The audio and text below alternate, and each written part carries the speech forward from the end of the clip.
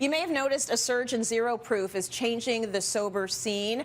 Research shows there has been a 506% increase in this sector since 2015. Yeah, that's a lot. So here to dive into all of the new options on the market is Renee. Renee, lots of people want to know about this. I know. So the non-alcoholic category, it has been growing for a while now. Last year we saw some products show up. This year it's been a boom. Look how much stuff I got here.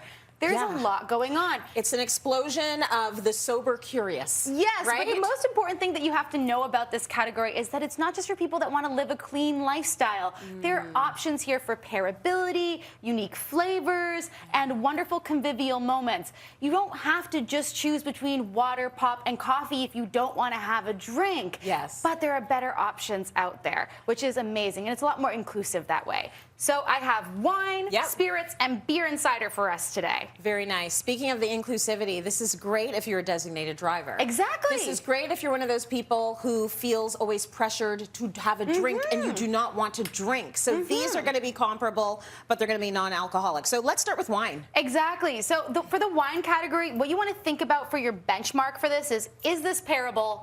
And can it be enjoyed all by itself, just like a regular wine would? Yes. There's a huge amount of products in here that go from sparkling to still, rosé, white, anything that you can ask for.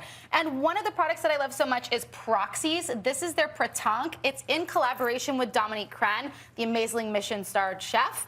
And she is really a disruptor in food, and they're a disruptor in this space as well. Nice. So what they're focusing on, I'll give you this to smell and taste a little bit. So what they're focusing on is this is not actually a de-alkalized wine. There's many different ingredients that go into this, and what they're trying to capture is acidity, body balance, and tannins to create something that really can pair very well. So you can It's got a bold flavor. It's very fruity. It's very fruity, but there's a nice acidity in there and a leanness and a little bit of weight. This is a wine, the Pratank, as a wine alternative that can go with seafood and lighter fare, and you can really imagine that. Talk to me, yes I can, and talk to me about this idea of taking the alcohol out. So it starts as an alcoholic product and then it's always removed? Okay. So for Proxies, it's never an alcoholic product. Got it. It's a summation of different ingredients to create that feeling like you would have with wine. Yeah. But for other wines, non-alcoholic wines, it's a wine that's made, it's then de-alkalized between reverse osmosis and vacuum filtration. Whoa. Lots of fun stuff in there. And then, lots of, whole episode on that. Anyway, so you can get a wonderful non-alcoholic option out of it. But some of them are also made from teas, like Silver Swallow here is also made from teas. Oh, very interesting. Okay, we're going to move on down to the spirits. And what's interesting, like I would never have like just vodka on the rocks. So I'm like, are these basically mimicking like a vodka, a gin, or not so much? They're doing their own thing. Not so much. They're kind of doing their own thing. The interesting thing about spirits is that just like we have a benchmark for wine, their benchmark for spirits is we want something that is delicious and that can add nuances and flavors in cocktails. And that's what all of these does. There's something that will mimic gin. You have something that'll be a little bit spicier, like a mezcal, something like a añejo or a rum or a darker spirit. These are really made using a distillation process where the alcohol is distilled off, but you have an offshoot of that, which is giving a lot of those different flavors. Or they're made with an infusion process, just like the Faragaya, which you're going to try. Okay. So this is a Scottish-made alcohol-free spirit that's infused with 14 different botanicals and Scottish water. Give this a smell, as is.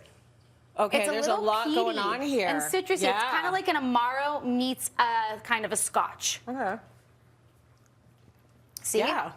It's a lot, it's very earthy on the palate. It is, and it's actually, when you smell it, it smells like it jumps out at you, but when you taste it, it actually is pretty smooth. I know, right? It's very smooth. But the thing is, where Faragaya shines, and just like all of these, is in a cocktail. So I have a Faragaya Negroni. Oh, this is thank you. 100% non-alcoholic Negroni. Give that a try. Oh, that's very good. Wouldn't that be fun to have at a bar instead of a beverage? Yeah, that's very good. Instead of a drink, you can have this, and you can still be a DD and not be like pressured into having a drink. And it looks like a Negroni too. It really does. That's lovely. I like the care with which people are treating their cocktails and their mocktails. So it's got all of the accoutrement. It's got all of the things you need. Exactly, and that's the whole point behind it. It's a different beverage, but it's something for those moments. Tastes good. Then last up, I can't forget about beer and cider. Beer and cider. So you and I are not really beer girls. We're not, but you know. Hot day, cold beer, I will do it. Exactly. And I'm sure that they are probably really, really advanced in terms terms of finding non-alcoholic. Exactly. Yeah. And because you want a beer, when do you want a beer? To drink with your friends, maybe a midday sipper, maybe you'll have it with food. You want to have that in there, and there's a lot of Canadian products in that space. Good. Sober Carpenter is one of them. They created their products just because of that. Okay. They have a full line, but this is their blonde ale. So what we want is reminiscent notes of a beer in this. I like the glass. Thank you. That's really nice. Hoppy, yes, little bit beery. toasty. It's beery. Beery. Yeah. But you really are not getting that alcohol hit, which is the most important part. Should feel nostalgic, but not overwhelming. Reminiscent and not like, of. Reminiscent of. Yes. Exactly. So that's what you're getting with all this wonderful level of inclusivity that you can use at any point in time. Now, I love that we're talking about this because we do hear quite a bit from viewers who want to have these options. Do you see this growing in the future? Oh my God, this is growing so much. Last year I started talking about this a little bit, and now I can bring all of this stuff here for us to try today, and it's just growing and growing and growing. The fact is, these products have been here for the last 5 years, and they're getting better and better and more delicious. So that's the best part. Very good. I feel like the generations behind us, I don't know, maybe they're going to therapy, they need less alcohol. They're just drinking all of the non-alcoholic stuff and enjoying themselves. They are. Right?